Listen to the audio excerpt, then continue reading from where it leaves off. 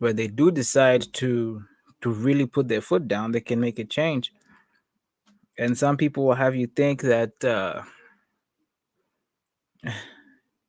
and I might be wrong, but some people will have you think that the only change that's possible is at the polls. But I believe in all kinds of change. There's some change where you're like, you know what, we're not gonna stand for this, you know.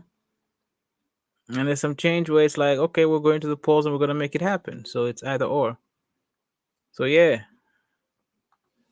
shout out to the Zambian community. Shout out to the young people for doing the most.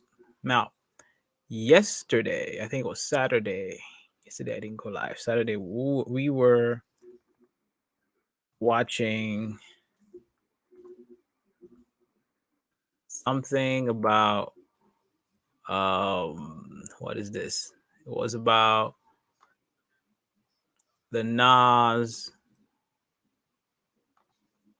review, which thrashed the album, right? And I think I kind of left abruptly because I had some things I need to take care of. So I feel like we can get back to this video and just see how far we can get and if we can break it down. It's a long video, it's about an hour. And I'm just going to try and listen in and chime in where I can, just so we see, where we can get. So, without further ado, let me do this, do that, and let us see what we can do. All right, let's listen in. I really just want to do this right. Like, I always feel like I've missed a step or something. This is so interesting. Always feel like I've missed a step, but it's a learning curve, as people say. All right, let's see. Let's go. To me, and this is how fly Nas sounds on this album to me. He talking shit the way Big would talk if Big was here, Mike. Right. It puts you in the It puts you in the mind of that. Big shit, Mike. He on his big shit on King Disease too. Like he's a fly nigga on this album, Mike. And it's real life too, Mike, it's not like he's just making it up. Mike, he ain't never been this fly. I'm trying to tell people, like, even when people follow Nas has never sounded this fly. Yeah. That's why I was like, when he said he the flyest nigga in this rap shit, I'm thinking, like, I'm like, you are, because you're the one really out here living this. You really are flying everywhere. You really are getting to this money like this without having to rap. Like, yeah. And you called it. It's like some James Bond shit. You know what I'm saying? Like, and Mike, he on some black superhero shit, right? That's facts, and not only that, but he's not just bragging for the sake of bragging. He's actually living that life, and a lot of people who are now living that life have lost the taste for rap. That's the interesting thing. But this dude, he is living that life, and he's a better rapper than he was 10 years ago. I mean, how weird is that? The guy he's living that life. I mean, he's a multimillionaire, right? Is one of the is most, if he might actually be the biggest hip hop startup investor on the planet, right? And he's rapping like he just got on. Like he's rapping like he literally just got his deal. Like it's amazing. So yeah, facts. Like dude sounds great on the record, and he's living that life. Now, when this dude is hating, it's crazy, man, because it's like, we glorify all the time when rappers want to go out there and aspire to do something and aspire to get to a certain point and kind of try to speak it into existence. But this is actually existing. Now, I could get it if it was corny. It's not coming across as corny. And it's funny because earlier this year, I called Nas out for his verse on Sorry Not Sorry. Jigga too. You called Jigga out Yeah. for his verse. Those verses No. got corny parts in them. I could see if Those this verses album was full of, Scarface cryptocurrency stuff, but it's not. Like them verses was some mid. Yeah. Both of them verses was some mid. And we made it very clear, but that's not the case here. And unfortunately, like you said, I want to give a brother props on being a dope writer. First of all, I don't think he was the proper person for Pitchfork to choose to write this. Maybe too young, whatever, or maybe just not in tune. I don't even want to put an age on it. But at the same time, I also feel like you just don't know hip hop, man. I mean, and I know that's a cliche thing to say, but you don't appreciate hip hop. There's nobody out here saying that this Nas album. Yeah, again, that's facts. Like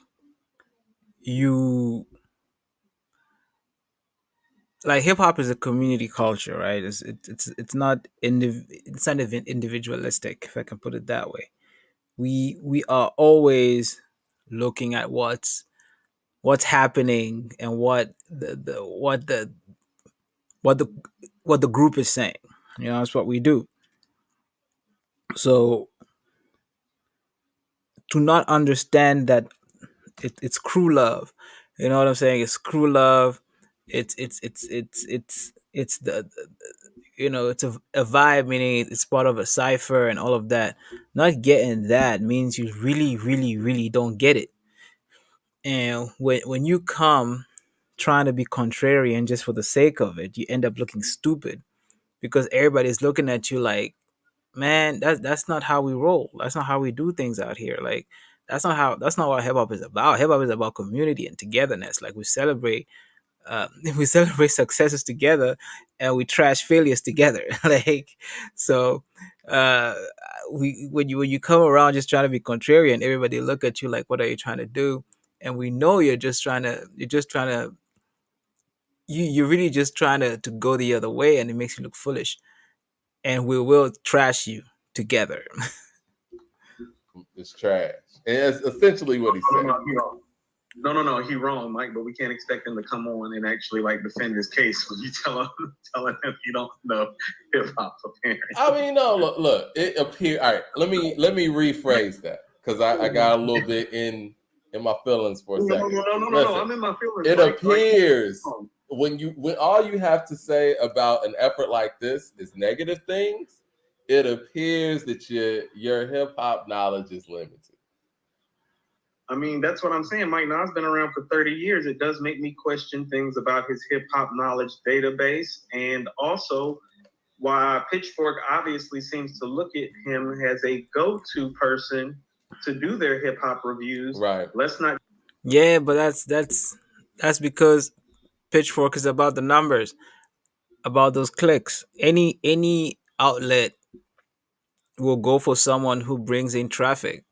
And you know that if there is an album that is released and everybody says it sounds good, and then the one person says it's horrible, and that person is pandering to the other side, you do know both sides are going to check out his review for different reasons, for opposing reasons.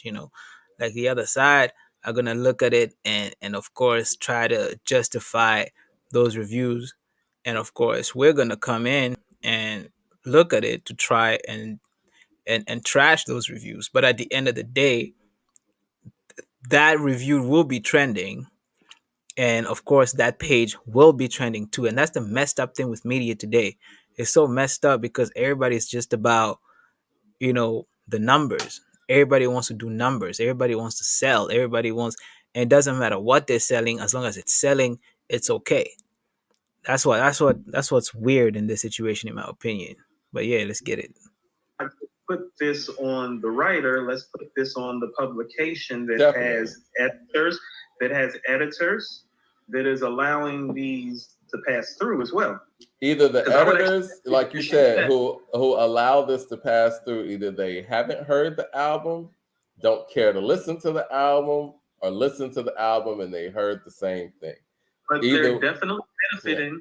But they're definitely benefiting from putting a Nas review up on the day hip hop was born. They're not stupid. That's why I keep on saying that. Like don't sit up there and act like you didn't know what day it Definitely. Like you have one of the biggest artists in the game releasing an album, you know, for hip hop's birthday, or you best believe they're gonna try and capitalize on it for all the wrong reasons. Again, that's what I'm saying. Like they're gonna capitalize on it for all the wrong reasons, and that's exactly what they're doing. And it's messed up. Like it's really sad. was. We got Chevin Hill says. We know what you did this summer. Chevin Hill says the irony in this podcast. What's the irony? Are we gonna bring up Eminem again? Is that what the irony is? This is why I be. No, I mean, listen, I don't want to make every conversation about the fact that Eminem ain't put out a good album since 2000. Okay, so a little bit of context there. So they had a previous podcast, I think, where they were discussing Eminem's verse in the EPMD record, and the gentleman to your left was basically saying that regardless of what Eminem has done and everything, this dude has not put out material in a while. It's been a minute, so he's basically of the opinion that pretty much, like, by Eminem standards, Eminem has fallen off, by Eminem standards, so, and I'm of the same opinion. I'm of the same opinion that, what, this dude pretty much was, at the time he came out, he was the hottest thing in the game, being produced by arguably the biggest producer in the game, and it was great. But over the years, the man got worse and worse and worse. Now, does that negate everything that he's done over the years? No. But it's a fact that he's gotten worse, and I've always felt like his ego has gotten bigger. So the more the more he's been getting worse, the more people have been physically trying to prop him up, and I don't know if he knows or he doesn't know, but his ego has gotten bigger, and that has not helped the situation at all. And one thing I love about Nas, he doesn't do anything by accident.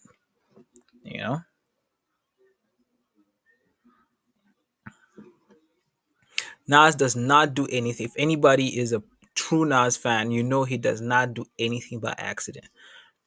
He is a Virgo, and Virgos are conniving, and Virgos hold a grudge eternally. If you wrong a Virgo, they're going to find a way to get back at you, and they'll find a way, just a way of leveling the score eventually, whether it takes a year or 10 or 20 years. They will make sure that score is settled and that the matter is put to rest. So in my opinion, and I've got my tinfoil hat on while I'm saying this, in my opinion, I feel like that EPMD remix, like, I just feel like Nas knew exactly what he was doing,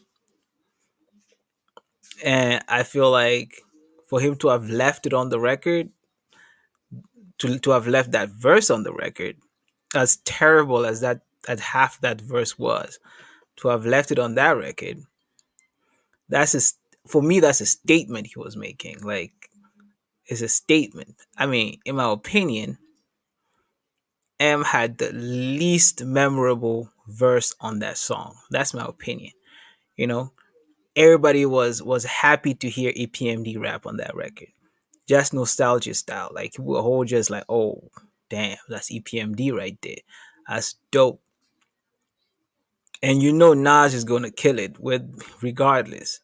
The first EPMD song already did that. So there was no debating that one. The M verse could have gone either way. M was a real dark horse on that record. It's like could have gone either way.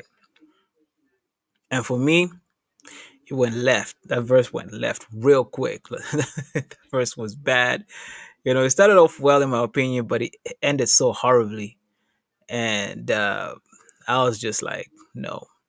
So yeah, so that's context. Basically, the gentleman on the left, he was being called out, for saying what he said about M. But I have the same sentiment. I feel like I think the last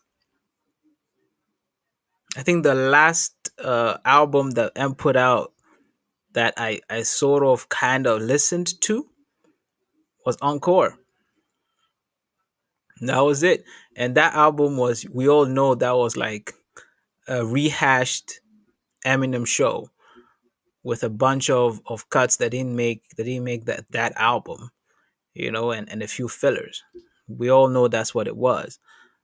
And so in actuality, for me personally, the last body of work that struck for me personally was the Eminem show. That since then I haven't really been paying attention to Eminem, like for real.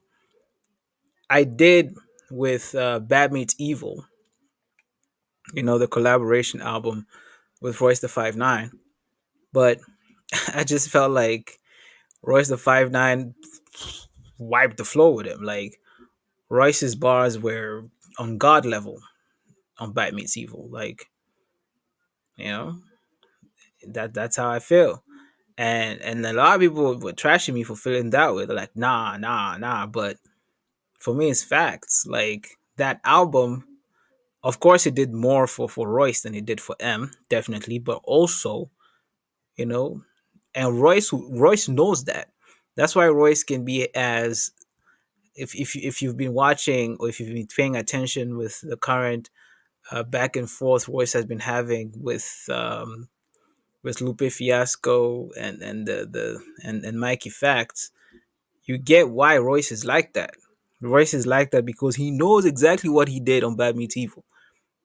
He knows that technically speaking, he has become a better rapper than Eminem is.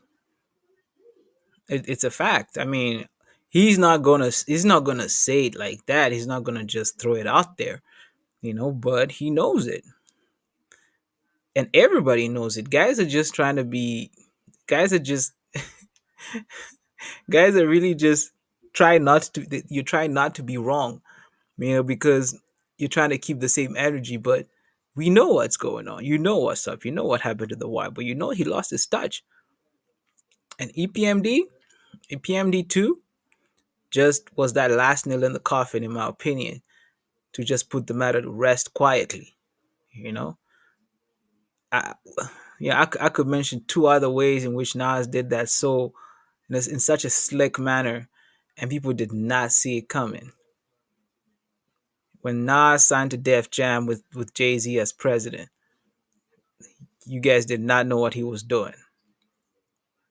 When Nas allowed Ed Lover to announce that Tupac had passed away at his concert, you did not know what he was doing. But if you listen to the song Mastermind, right?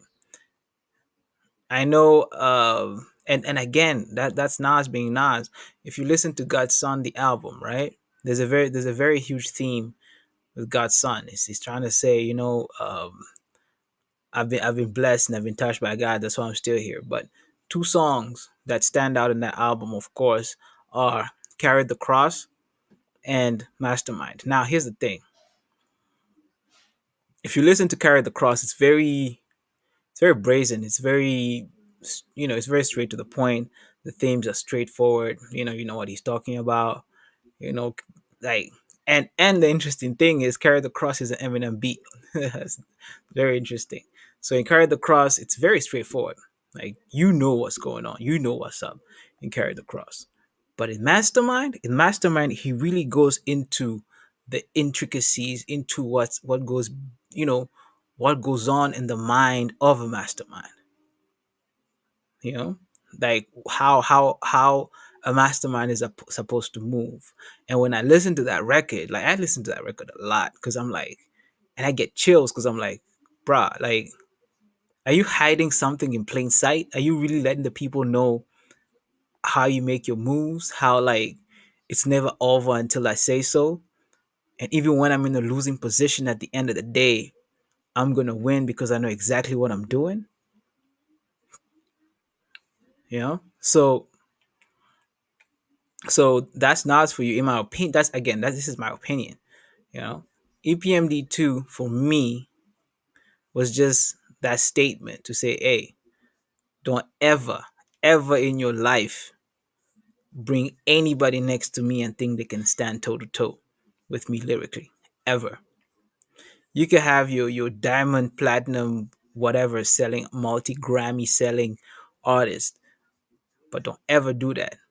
And this very album, the way it was packaged and the way it was thrown out at us, uh, almost out of left field. Like beginning of the week, it's announced, yo, August 6th, August 6th, like, hey, here you go, and nonchalantly just thrown at us, and it ends up being one of the best albums of the year. Facts. Like I'm letting you know. Like I know people throw that out there, but you can't just say that about a Nas project because the bar is set so high. And for the initial project to have won a Grammy, right? And this one might not. Tell you the truth, I don't think they're gonna give King's Disease 2 another Grammy. Back to back, I don't see it happening. I do not see it happening. I'll be really shocked if they do, but I do not see it happening. Now look at this conundrum right here. So you have one album, right? King's Disease, classic in my opinion, right? Classic. It's a dope album. You know, just the theme is amazing. It's beautiful. It's a mature album. And the man is poised, is relaxed, is in his element. He's not forcing anything, right? King's Disease, boom. Nas, Hit Boy, boom, great. Wins a Grammy, awesome, right? It's stamp of approval. Okay, yeah, the powers that be have said, or the purported powers that be have said, okay, no, this project is dope. It's great. Boom, there we go. And then here we are, King's Disease 2. A year later, better album than the first. Expanded theme, bunch of features. Got dude, stepped his game up. It's impossible to do, but he does it. Steps his game up. A lot more poise, a lot more relaxed. So he's not just doing this. It's not a fluke. He's not just doing this. It's not like, oh, I just put an album out and it just happens to be better than the last album I put out, and this one is a sophomore album. Like it's not it is not a fluke that this album is better. He engineered it that way. Knows exactly what he's doing. But anyway, let's get back to the video, and let's hear. I think we're gonna stop probably at the halfway point, which is 30 minutes. Maybe we'll do another 5 minutes just to hear what the guys will talk about next. But yeah, let's hear what they have to say next. 2002. You guys know that. Ridiculously long. Look I at mean, what she was. you guys know that. Like, let's give Nas his flowers, man. And and again, let's not act like I'm the only person saying this stuff. I don't know if you just saw Charlemagne on one of his podcasts. He was telling a group of people that Young Thug would wash Eminem in the verses. Now, whether that's true or not, the fact that he even says that lets you know where people put Eminem's music. Thug got some bangers. He does. I believe Thug will watch him. I'll try. I don't believe that. I don't believe that. I don't think Young Thug has the. I don't think he has. Because you see, here's the thing, and this is why Charlemagne is saying that. Charlemagne is simply saying that because he's trying to say that it's a fan base situation, right? It's a fan base situation. And again, Charlemagne is trying to play chess, not checkers. That's what he's doing. But fact of the matter is, fact of the matter is, if M pulls out his entire repertoire of features of beats that he's done, which would count, in my opinion, because remember, Eminem made beats for some of the biggest artists in the game. If he pulls out Renegade, come on, like who's gonna who what where how, it's done. If he just pulls out that one beat, like it's over. What you know there's an Exhibit song that he produced. I think it's what's the difference. I don't know if he produced that. Like, yo, and each one of these features has a legendary verse. Like, what's the difference has a ridiculous, his verse, and what's the difference is nuts. So, you nah, like I while I do agree that M has gotten worse as the years as the years have progressed, while I do believe that he needs to now hang it up and go into other things, right? I really feel like he needs to do that. Let's not discount where he's coming from. Let's not discount that this dude was a beast lyrically in the 2000s. Like, you cannot throw that out the window. You cannot do that. You cannot do that. You have to appreciate, the first what 3 4 albums that he put together, and the productions that he had during that time, and the features that he had. The features that he had, like his features in 50 Cent's Get Rich or Die Trying. Oh my goodness. In 2001, Dr. Dre's 2001, like you cannot front on that. And just those features alone will murder anybody's entire catalog. Charlemagne is just, and I didn't even watch that segment. I saw that I saw the video, and I didn't even click on it because I knew exactly what Charlemagne was doing. Remember, Charlemagne is part of the media. Like, he's trying to do numbers. He's trying to get those clicks. He's trying to get you guys to talk about it. And it's good because, I mean, when he puts out a statement like that, everybody wants to chime in. Like, I'm chiming in right now without even having seen the video. You know, everybody wants to chime in. Everybody wants to give the 2 cents, which is awesome. It's great because it means for podcasters, it gives them something to talk about. It gets them some clicks and interviews and everything. You got the gentlemen that you're watching right now get to speak on it. I get to speak on what they're saying. So it really has a great uh, a great, how do you say, I wouldn't want to say it's a great knock-on effect because like everybody wins at the end of the day, but we have to be careful not to to take it as gospel. It's not. It's an opinion. That's how he feels at the time. The verses, if M does agree to do a verses, I don't even know who would do it against, because whoever he does it against would be smart enough to know that the odds are naturally stacked against them, just naturally speaking. This is a situation where you already know what's going to happen before it happens, regardless of who you are and where you're from.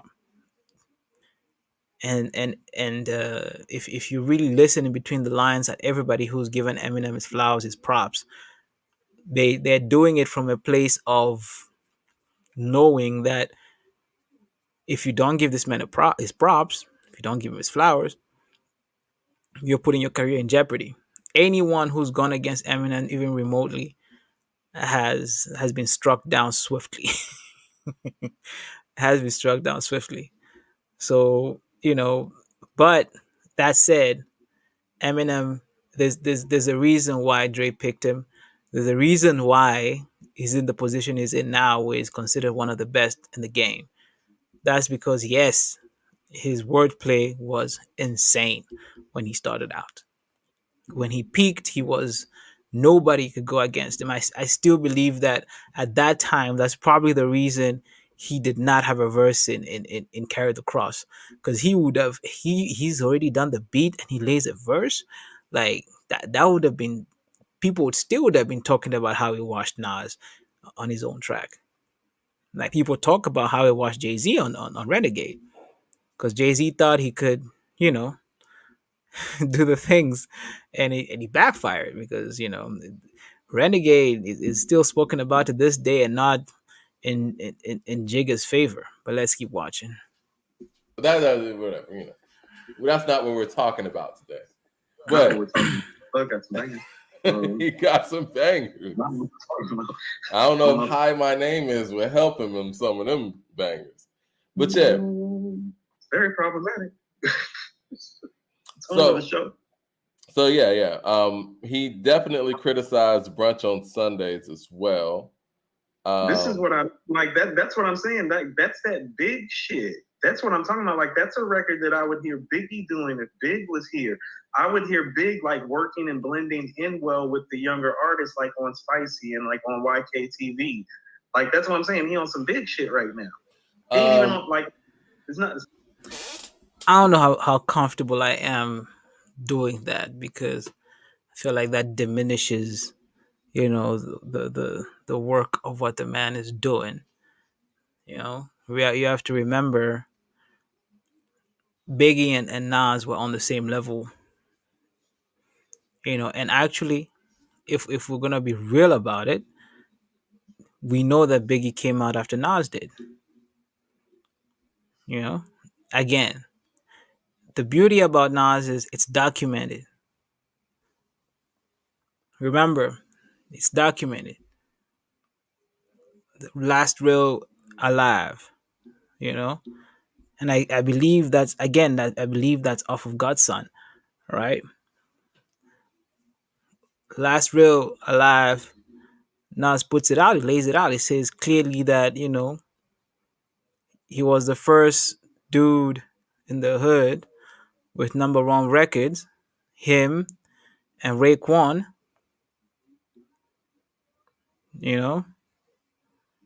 So basically him and Ray came out, and then if you remember correctly, around that time, Ray and Ghost put out that Shock Biters, where they were like, Biggie bit Nas's album cover. Mm-hmm. And at that time, Big said Ray was stealing his slang, and Ray said the same thing, but Nas borrowed from both of them. It's documented that Nas was at the top with the biggest artists in the game from the very beginning. So I feel like you cannot say Nas was on his big-ish. Like, no, can't say that, especially if Biggie borrowed elements of his Frank White persona, from Nas and Ray. You cannot do that, in my opinion. You can't do that. Like, I don't know, but anyway, let's keep watching. It's not no nasty Nas going on. It's like, I don't know who this dude is. He doesn't like. I don't know who this guy is. This guy is amazing. Well, it Escobar. Sounds like this is the problem, period, because we know what Rolling Stone did for the previous King's Disease, and Kez929 says there's a couple of publications that do this every Nas review. They hate every Nas album. He said Hip Hop DX does the same thing with their Nas reviews. And, that's unfortunate because, again, I get it. There has been a history of some inconsistency with some of Nas's efforts, but when he's on a roll, you gotta acknowledge that. And we acknowledged last year that King's Disease was a very good effort. And then the second one is like, whoa, you gotta sit here and embrace when you're in the moment and when somebody's doing greatness while it happens, or somebody's performing great acts while they happen. We can't wait till 5 years later and it's like, oh man, that shit was underrated. You know what I'm saying? So Mike, I want you to listen to this. I'm gonna tell you something that I did that I very rarely do anymore due to just like the traumatizing feelings that I get when I play this album. I listened to Nostradamus a few days ago, Mike. And I'm going to tell you something. Nostradamus is practically pretty much better than everything from 2002 to 2012 from Nas. That's Nas's murky period that I bring up. Yeah, I agree with you 100%. I think Nostradamus is better than Untitled. It's definitely better than Street's Disciple. I personally think Street's Disciple is his worst effort.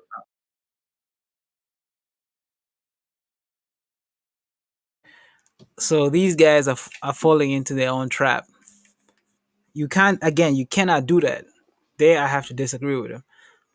Nostradamus came to do what Nostradamus did. And you cannot say that album is better than everything he put out after. You cannot do that. What was the time period? What came before? What came right after? I feel like that's what you have to look at. Like you cannot you can't, like, in my opinion, you can't do that. Like, Nas is a person who creates the themes of the album he's going to put out. There's a whole narrative that he creates around the album, so that when the album comes out, it changes. It changes what people are talking about. It sets the trend, you know.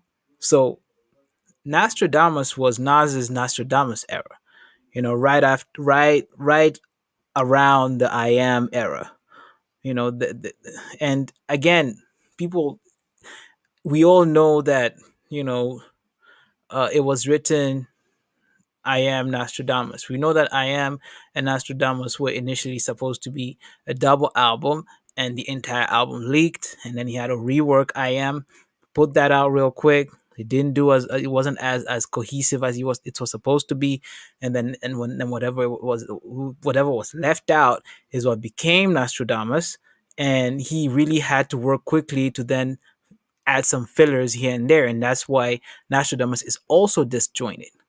Those two albums are very disjointed because of that, because it was a time in Nas's career where he was in a very horrible position in terms of the albums he was putting out, because he had to literally stitch two albums together from a double album that never saw the light of day.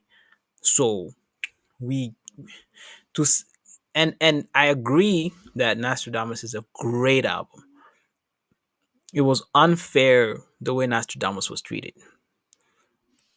And a lot of rappers, when they listen to Nostradamus today, a lot of rap fans, should I say, a lot of hip hop heads, when they listen to Nostradamus today, they agree that Nostradamus was not treated fairly. And there's a reason why Nostradamus was not treated fairly. It's because of the media.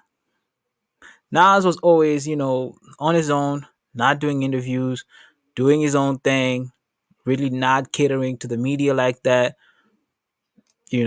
He was really like a loner at this point, and people felt like he was corny, so they were trying to bring him down to earth. And social media was non-existent at the time, so people bought albums based on what reviewers said. That's first. People bought albums based on what reviewers said. If the source gave the album 3 mics or 2.5 mics, right? Less people went to buy the album. If the source gave the album 4.5 mics, we all remember the Benzino situation. If the source gave the album 4.5 mics, people flocked to go and buy the album to try and see, oh, what 4.5 mics must be a dope album. I need to own it. They went to buy it.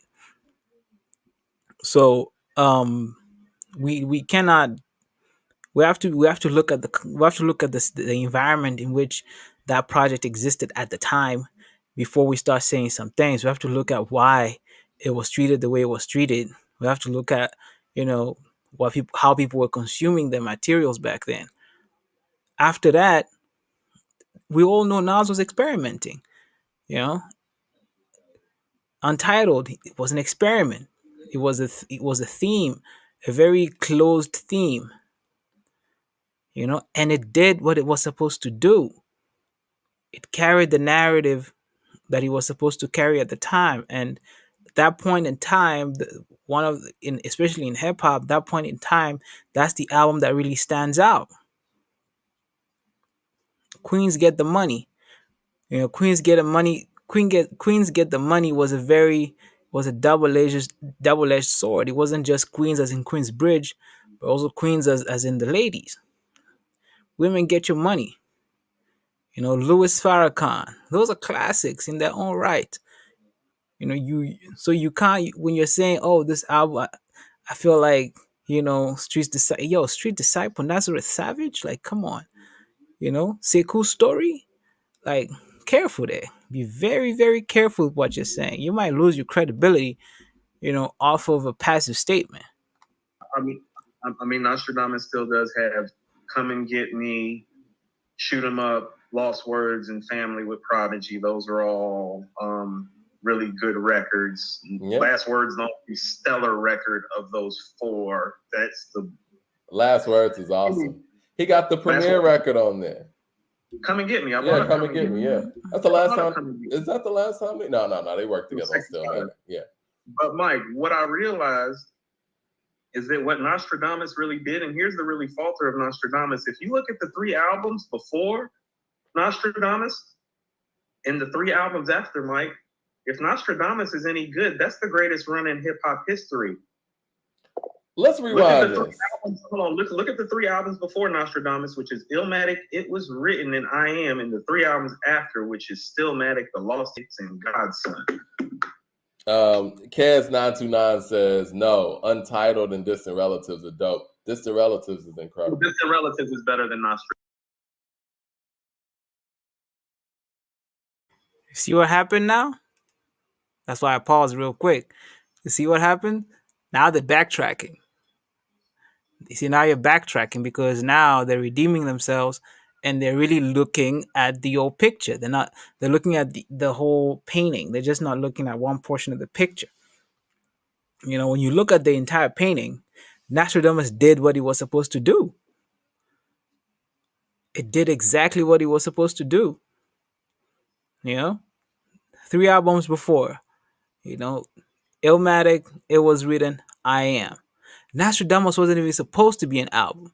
I want to believe the idea for Lost Tapes came from what happened with Nostradamus, because I feel like we know Nostradamus had a bunch of leftover songs from I Am that didn't make the cut, right?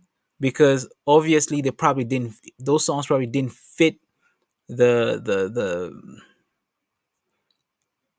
those records probably didn't fit the theme of I Am. And also understand that I Am came out around the time that Biggie and Pac died. So I feel like Nas had to remove a lot of confrontational crew records from I Am, because at that point, everybody's emotions are very high at that point. So you do not want a situation where guys take what you're saying in a certain way, because you knew that around that, I mean, I might have been young then, but you knew that around that time, if anyone got anything the wrong way, it was popping off immediately.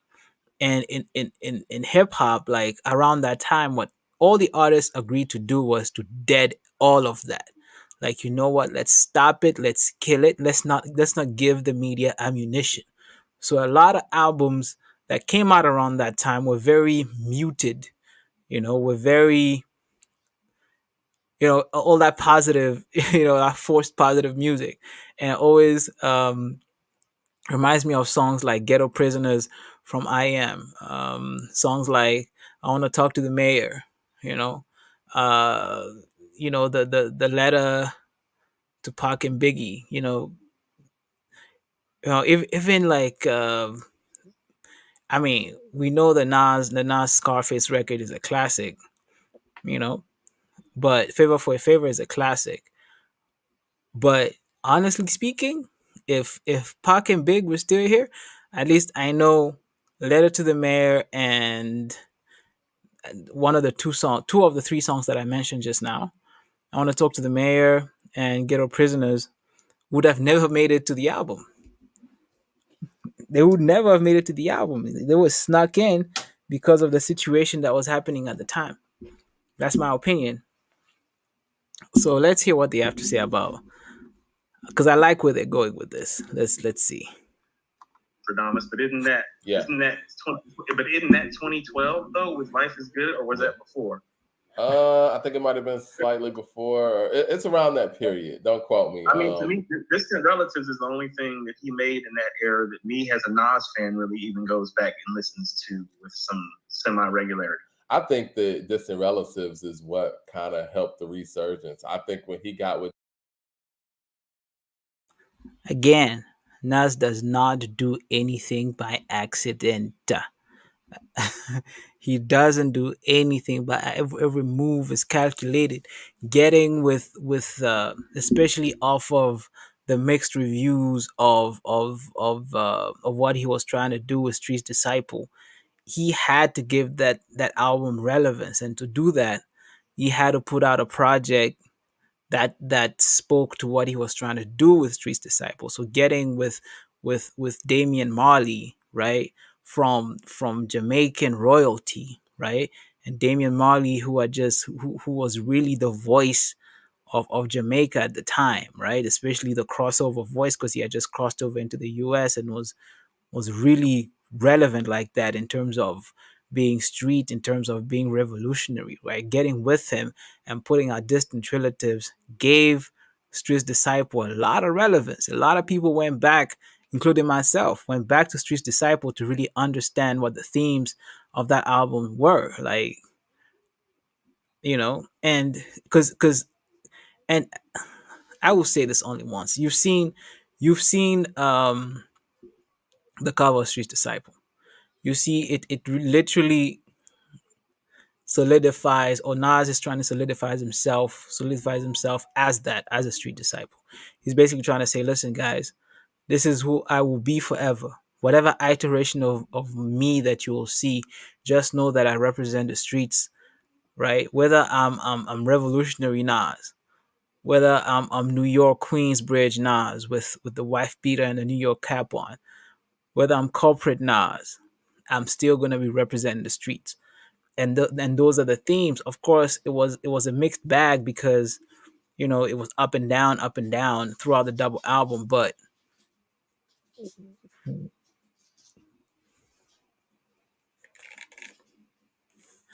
which Nas album do you know isn't a mixed bag? There's always someone who goes in and out, in and out, in and out. I mean, even with Street's Disciple, which is a really really great collaborative effort, right? There was still My Generation Can Make a Change, which is one of the corniest Nas records ever put out. You know, he still he still managed to do that. But we need to have a different conversation about Hip Hop Is Dead, which I think is really one of the most hated Nas albums because of what he said in it. But anyway, let's pay attention. Let's see what these guys have to say. with Damian Marley, even on Damian Marley's record, that Yeah. kind of reinvigorated Nas, and he's kind of been on the tear since then. I want to get to this whole notion that Nas continuously gets bad reviews from mainstream media publications. Like, what is this about? Well, that's what I'm saying, Mike. Like his initial run, like his first 7 projects. It was 2010. I'll tell you why. Because of that was it a double XL cover?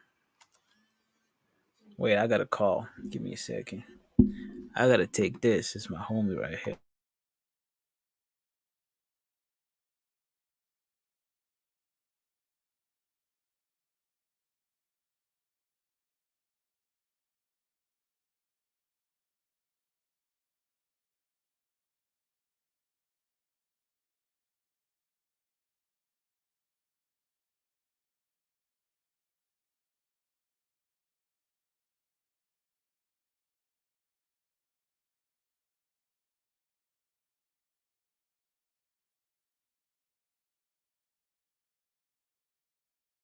Life, my guy. We're so busy these days.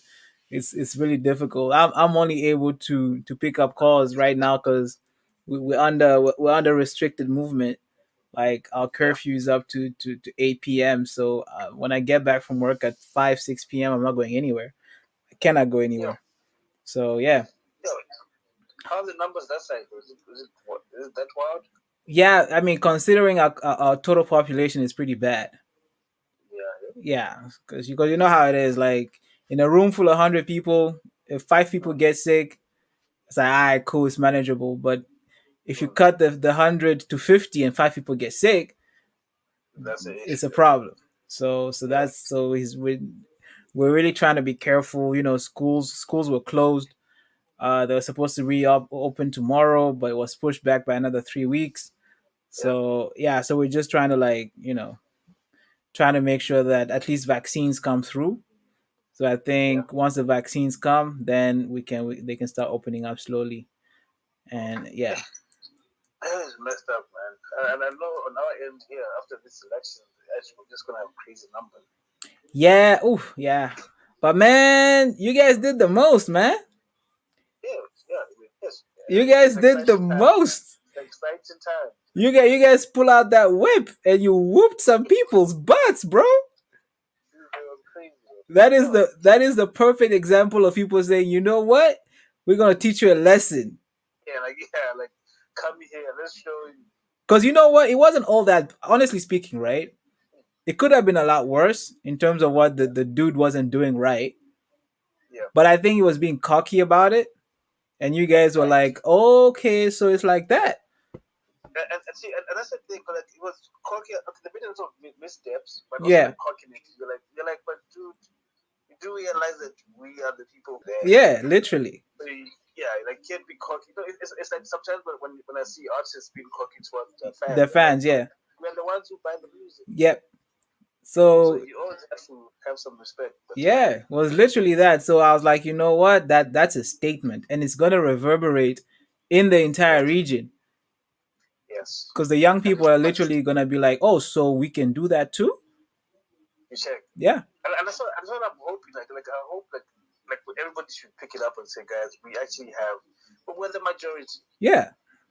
You know, we're the majority. We have the strength in numbers. Yeah.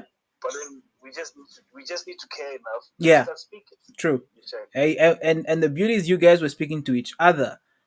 You Yes. know, it's like it wasn't just, oh, let's get out. It was literally you guys talking to each other and saying, guys, I think let's really do this. You know. Yeah. So that's dope, man. That's fresh. It's the first time I was voting. Actually, I've never had a chance to vote. It's the first time. Imagine that. Yeah, and I had to stand in line for like good 3 Nice. I hours. saw that. I saw you guys were out there in full force. Like my timeline was busy. Like I didn't even have to look for what was going on. Like everybody I know in Zambia was out there doing the most and documenting it too, which is great. Yeah. Yep. That's cool, man. That's cool. Hey man, listen. Mm. Um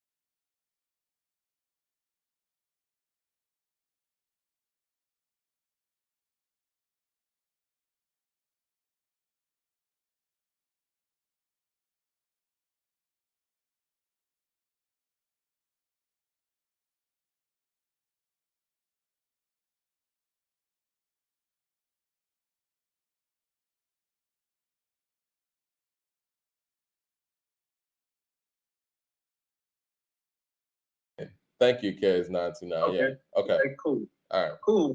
I mean, Mike, if you want to call that, we could actually say the run started right there. Right. And that life is good, if you really want to call it. So we can go 2002 to 2010 as that murky period, because I like Distant Relatives. For some reason, maybe you want to know it, Mike, and I wasn't listening to a lot of hip hop around that time. I feel like I even got to Distant Relatives a year late, maybe, as a Nas fan, and that's why maybe it feels closer to Life is Good for me. Yeah. But what I'm trying to express to you, Mike, is that if you look at his first 7 projects, Mike, 5 of them are great or classic. 1 of them is dope, and the other one is Nostradamus. If you don't know that Nas, you can't contextualize his review properly. Okay, well, let me put something out there, maybe conspiracy theorist-esque. Is there a problem with the mainstream media of crowning Nas king? Because it seems like they've always kind of gone around Nas. Like, I know when Rolling Stone did that 4-part cover, they had Jay, Biggie, Eminem, and Tupac. And it seems like the mainstream, and just recently Nas won his first ever Grammy. I mean, is there a problem that the mainstream media has with crowning Nas king? And maybe that has something to do with the fact that these reviews that clearly the public doesn't agree with continuously are able to go through these editors on these mainstream publications, and they assign Nas albums to guys like, Stephen Kurz, who clearly had nothing good to say about Nas. So, Mike, let's really talk about who Nas is and where this culture is going. The guys who came before Nas, I mean, and we kind of seen it for ourselves, Mike, they're known, but they're still kind of just hip-hop legend, roots of this shit known. Like, our culture knows them with fervor, but Pac, Nas, and Big and Jay up this ante a level in terms of the stardom. And here's the thing. He's always been the least charismatic and the least hit-making of the 4 of them. And actually, Mike, probably even more so than Pac, probably just due to over a course of time, Mike, Nas's rhetoric is extremely pro-Black and anti-establishment. I was going to go there. That's where I was going to go next. Involved with the establishment. And I'm going to tell you something a lot of people don't notice about Nas. Nas just started playing the corporate game about 5 or 6 years ago and entertaining this shit. And I think all those years that he did do something to him industry-wise and corporate-wise. And that is part of the reason I think he got into the tech business, was to kind of work his way around that, force his way back in. I agree with everything you're saying. The people in the chat agree with you as well. Junior Sam Mike, it ain't no conspiracy when you can just see the fuckery plain and clear. Junior says King's Disease 2 is a top 5 Nas album. Kez929 says something deeper with Nas in these publications. R. Stewart 1000, shout out to R. Stewart 1000. He said it's a problem because the music industry agenda does not line up with Nas's lyrics and content. You remember, and I know you remember very well, when Nas was going against the Machine and Jay was a part of the Machine. And when Nas got on Power 105 after Hot 97 wouldn't allow him to do his set that was hanging Jigga at Summer Jam, but they allowed Jigga to go do something else previously. But he went on Power 105, and I will always remember this interview. It's on YouTube somewhere. Anybody could go look it up. Nas Power 105, I think it was 2001-ish or whatnot. This is when he put Nori on blast, said Nori need to step his game up lyrically. Said the same thing about Cam. And I remember him saying that, telling people, don't let radio and these media outlets control hip hop and what you think about hip hop. And I believe Nas believed that wholeheartedly. I believe he still believes that, and they know he still believes that. And they try to make sure that they're able to somehow minimize who he is in the culture because they know they can't control Nas. Nas doesn't care about all that other stuff. Nas cares about being, getting the message out. And he made it very clear then. And, that's why I don't have a problem when Nas doesn't, quote unquote, speak out. He's told us everything. He's taken the lashes for it. And he's just now recovering. And like you said, been able to get in other avenues of business where he doesn't have to totally depend on music money. So if you really want to know what Nas thinks, you can go back. No, he doesn't have to depend on music money at all. Yeah. Like, at this point.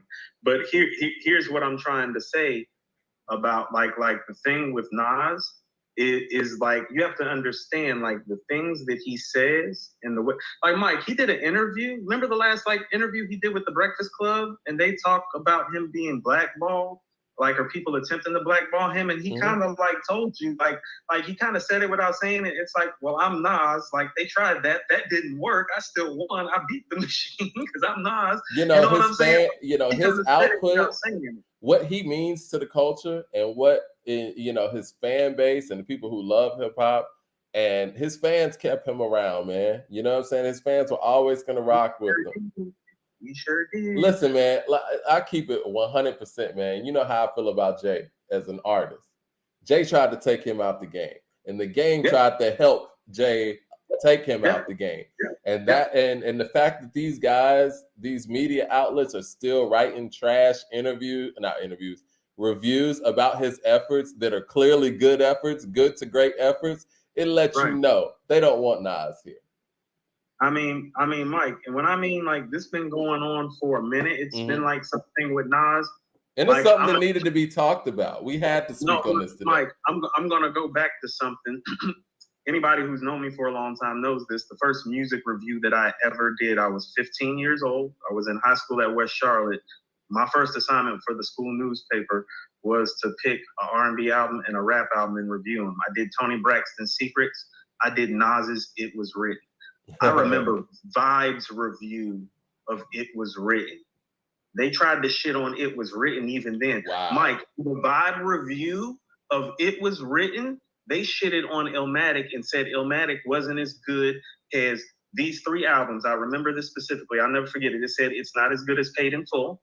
It said it's not as good as By Any Means Necessary, and it's not as good as The Greatest Adventures of Slick Rick.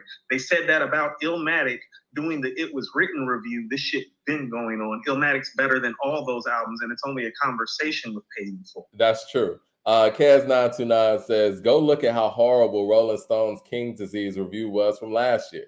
He said the title of Rolling Stone's article was King's Disease Gets Derailed by Petty Misogyny. And this was just last year. No. I think he didn't watch us, fam. We roasted them for that last year. I told you, we still looking for them. Like, they can pull up too and catch some of this. I mean, I would love to, like I said, I think the issue is more so with the publications, because I would love to have a straight up conversation with the writers about these efforts. And the fact that, and you said something in the beginning of this show, it's about the tone. Like you can review an album and it get a low rating, and you can kind of break that down and why. But everything about the tone of this review was like, listen, I ain't come to play with Nas. I'm gonna sit here and down any and everything he's ever done. Anything they're sitting here making you think, talking about doing big businesses and IPOs is a bad thing in hip hop.